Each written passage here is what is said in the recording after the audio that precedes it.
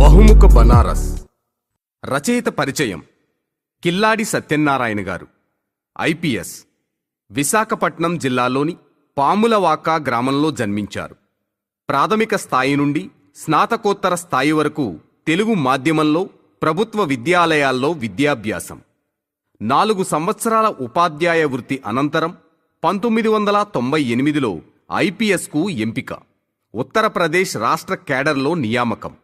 2015 నుండి డిప్యూటేషన్ మీద ఆంధ్రప్రదేశ్లోని వివిధ హోదాల్లో పనిచేశారు. ప్రస్తుతం ఉత్తరప్రదేశ్లో వారణాసి రేంజ్ ఐజీపీ హోదాలో పనిచేస్తున్నారు.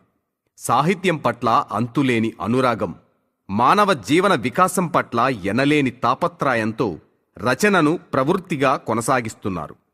2018లో మనిషి నా భాష అనే కవితా సంపుటిని వెలువరించారు. 2019లో మనిషి లోపలి మహాసముద్రాలు అనే పుస్తకాన్ని, 2020లో కృషి ఉంటే అనే పుస్తకాన్ని, 2020లో నక్సలిజం అండ్ సొసైటీ పుస్తకాన్ని వెలువరించారు. మనిషి చేయాల్సిన లోపలి ప్రయాణం పట్ల అమిత ఆసక్తితో ఉంటారు. కర్మణ్యేవాధికారస్తే కదలే మా ఫలేషు కదాచన.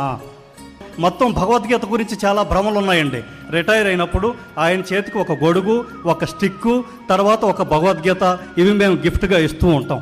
పునరుద్ధరించుకోవాల్సిన, మన జీవితాన్ని సంస్కరించుకోవడానికి ఉద్భవించిన ఒక అద్భుతమైన గ్రంథం అదే భగవద్గీత.